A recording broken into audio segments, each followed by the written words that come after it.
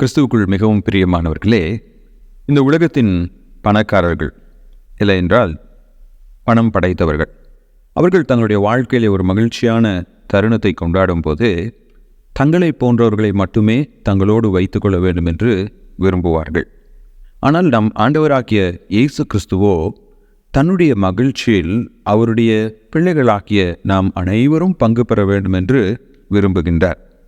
கிறிஸ்துவின் மகிழ்ச்சியில் நமக்கு பங்குண்டு. எபிரேயர் 1 அதிகாரம் 8-9 வசனங்கள். குமாரனை நோக்கி, தேவனே, உம்முடைய சிங்காசனம் என்றென்றைக்கும் உள்ளது, உம்முடைய ராஜ்யத்தின் செங்கோல் நீதியுள்ள செங்கோலாய் இருக்கிறது. நீர் நீதியை விரும்பி அக்கிரமத்தை வெறுத்திருக்கிறீர். ஆதலால் தேவன் உமது தோழரை பார்க்கலும் உம்மை ஆனந்த தைலத்தினால் அபிஷேகம் பண்ணினார் என்றும். எபிரேயர் 1 அதிகாரம் 4-14 வசனங்கள் இயேசு கிறிஸ்து தேவதூதர்களை காட்டிலும் மேலானவர் என்பதை வலியுறுத்துகிறது. இதற்காக எபிரேயருக்கு எழுதின ஆக்கியோன் இயேசு கிறிஸ்து தேவதூதர்களை காட்டிலும் மேலானவர் என்று கூறுகிறார். ஏனென்றால் யூதர்கள் தேவதூதர்களை புனிதர்களாக, தங்களை விட உயர்ந்தவர்களாக கருதினார்கள். ஆனால் கிறிஸ்துவோ தேவதூதர்களை காட்டிலும் மேலானவர் என்பதை அவர்களுக்கு வலியுறுத்தவே இந்த பகுதியை அவர் எழுதியுள்ளார். எபிரேயர் 1 அதிகாரம் 6-7 வசனங்களை நாம் வாசித்த போது இயேசு கிறிஸ்துவானவர் ஆராதனைக்கு பாத்திரர் என்று நம்ம கற்றுக்கொண்டோம். எபிரேயர் 1:4-5 இயேசு கிறிஸ்துவானவர் நித்தியமானவர் என்று நாம் கற்றுக்கொண்டோம். இந்த வேத பகுதியிலே இயேசு கிறிஸ்துவை குறித்த 3 பண்புகளை எபிரேயருக்கு எழுதின ஆக்கியோன் விளக்குகிறார். இயேசு கிறிஸ்துவனுடைய ராஜரீகம், அவர் எப்படிப்பட்ட ராஜா என்ற 3 பண்புகள். இதை விளக்குவதற்காக சங்கீதம் 45:6-7 வசனங்களை அவர் மேற்கோள் காண்பித்து இந்த 8-9 வசனங்களை எழுதியிருக்கிறார். இந்த 45ஆம் சங்கீதம் இஸ்ரவேலிலே நடைபெறும் ராஜாக்களின் திருமணத்திலே வாசிக்கப்படுகின்ற ஒரு சங்கீதம். இப்பொழுது இயேசு கிறிஸ்துவை குறித்த 3 தன்மைகள். முதலாவது, இயேசு கிறிஸ்து நித்திய ராஜா. Jesus Christ is the eternal king. குமாரனை நோக்கி, அது பிதாவுக்கும் குமாரனுக்கும் இடையே இருக்கின்ற உறவு. மறுபடியும் குமாரன் என்று சொல்லும்போது அவர் படைக்கப்பட்டவர், இல்லை என்றால் அவர் தத்தெடுக்கப்பட்டவர் என்று பொருள் அல்ல. இஸ்ரவேலின் கலாச்சாரத்தின்படி தகப்பனுக்கும் பிள்ளைக்கும் இடையே ஒரு விசேஷ ஒரு உறவு இருக்கு. வேற யாருக்கும் இல்லாத ஒரு பந்தம் ஒரு தகப்பனுக்கும் மகனுக்கும் இடையே இருக்கிறது. அதே போல்தான் திரியேகத்தின் முதல் நபராகிய பிதாவானவருக்கும் குமாரனானவருக்கும் 2ஆம் நபராகிய இயேசு கிறிஸ்துவுக்கும் ஒரு விசேஷ பந்தம் இருக்கிறது என்பதை தான் இந்த குமாரன் என்ற வார்த்தை சித்தரிக்கிறது. குமாரனை நோக்கி, தேவனே. எபிரேயருக்கு எழுதின ஆக்கியோன் நேற்றைய தினத்தில் அவர் இயேசு கிறிஸ்து முதற்பேரானவர் என்று சொல்லி அவர் தொழுகைக்கு பாத்திரர் என்பதை நமக்கு விளக்குகிறார். ஏனென்றால் முதற்பேரானவர் என்ற வார்த்தையை நம்ம தவறாக புரிந்து கொள்ளக்கூடாது. இயேசு கிறிஸ்து கடவுள் என்பதை நாம் விளங்கிக் கொள்ள வேண்டும் என்று அங்கே அவர் தொழுகைக்கு பாத்திரர் என்று கூறுகிறார்.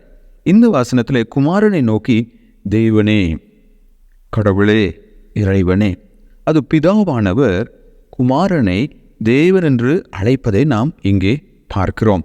இப்போ இந்த நித்திய ராஜாவாகிய இயேசு கிறிஸ்துவானவர் பரிசுத்த வேதாகமத்திலே கடவுளாக மட்டுமே பார்க்கப்படுகின்றார்.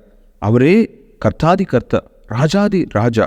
இயேசு கிறிஸ்து சொன்னார், என்னை கண்டவன் பிதாவை கண்டான், நானும் என் பிதாவும் ஒன்றாய் இருக்கிறோம் என்பது திரியேகத்தின் 1ஆம் நபர் ஆகிய பிதாவும் 2ஆம் நபராகிய கிறிஸ்துவும் பரிசுத்த ஆவியானவரும் கடவுளாக ஒரே தெய்வமாக இருக்கிறார் என்பதுதான் அதன் பொருள். 2வதாக, இயேசு கிறிஸ்து நீதியின் ராஜா. அவர் நீதியை நேசிக்கிறவராகவும் அக்கிரமத்தை வெறுக்கிறவராகவும் இருக்கிறார். He loves justice and hates evil. நித்திய ராஜா, இவர் நீதியின் ராஜா.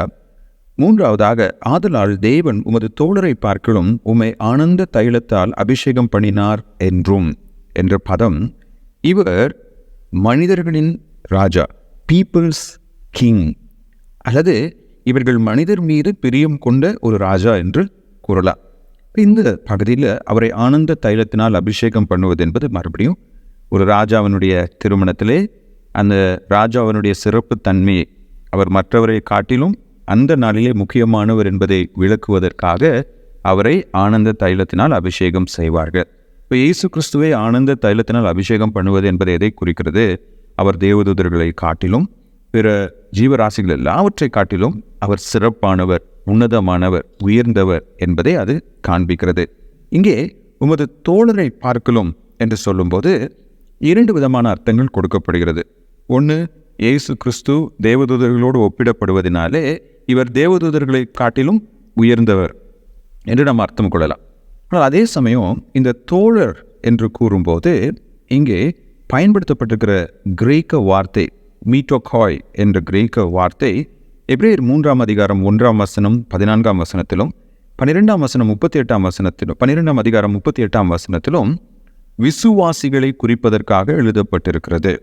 இப்போ இங்கே தோழர்கள் என்ற பதம் விசுவாசிகளை குறிக்குமே என்றால் அதன் பொருள் இயேசு கிறிஸ்து தன்னுடைய ராஜ்யத்திலே, தன்னுடைய ஆளுகையிலே, தன்னுடைய மகிழ்ச்சியை தன்னை விசுவாசிக்கிற எல்லா விசுவாசிகளோடும் பகிர்ந்து கொள்வார். இப்போ அவருடைய பிள்ளைகளாகிய நாம், அவருடைய விசுவாசிகளாகிய நாம் அவருடைய மகிழ்ச்சியிலே பங்கெடுக்கும்படியாக நம்மை அவர் அனுமதிக்கின்றார். ஆகையினால தான் இந்த கிறிஸ்துவானவர் ராஜாவாக தன்னுடைய பிள்ளைகளின் மகிழ்ச்சியில் மகிழ்ச்சி காண்பவர். அவர் தன்னுடைய இரத்தத்தை சிந்தி நம்மை மீட்டெடுத்தது அவர் உயர்த்தப்பட வேண்டும், அவர் மகிழ்ச்சியாக இருக்க வேண்டும் என்பதற்காக அல்ல. பாவிகளாகிய நாம், நரகத்திற்கு செல்ல வேண்டிய நாம் பரலோகத்திற்கு உயர்த்தப்பட வேண்டும் என்பதற்காகவே இயேசு கிறிஸ்துவானவர் மரித்து உயிர்த்தெழுந்தார். மரித்து உயிர்த்தெழுந்து எல்லா நாமத்திற்கும் மேலான நாமம் உடையவராய் சிங்காசனத்திலே வீற்றிருக்கிற நம் ராஜாவாகிய இயேசு கிறிஸ்துவானவர் தன்னுடைய மகிழ்ச்சியையும் தன்னால் மீட்கப்பட்ட தன்னுடைய பிள்ளைகளோடு அவர் பகிர்ந்து கொள்ள வேண்டும் என்று விரும்புகிறார். எனக்கு அன்பானவர்களே, கிறிஸ்தவ வாழ்க்கை என்பது கிறிஸ்துவின் மகிழ்ச்சியில் பங்கு கொள்கின்ற ஒரு ஜீவியம். இந்த ராஜாவாகிய கிறிஸ்து தாழ்மையுள்ள ராஜாவாக, நம் மகிழ்ச்சியை விரும்புகிறவராக, நம்மை அவர் தனக்கு சொந்தமானவர்களாக மாற்றியிருக்கிறார்.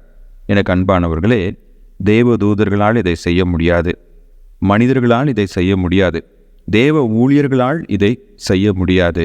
ஆனால் இயேசு கிறிஸ்து ஒருவரே நமக்கு நித்திய மகிழ்ச்சியை அளிப்பவர். அவரை பற்றி கொண்டவர்களுக்கு ஆனந்தம், அவரை பற்றி கொண்டவர்களுக்கு சமாதானம், அவரை பற்றி கொண்டவர்களுக்கு சந்தோஷம். அந்த நித்திய நீதியுள்ள ராஜாவாகிய கிறிஸ்துவை பற்றி கொண்டு அவரது மகிழ்ச்சியில் நாம் பாத்திரராய் இருக்க கர்த்தர் நமக்கு உதவி செய்வாராக. ஆமேன்.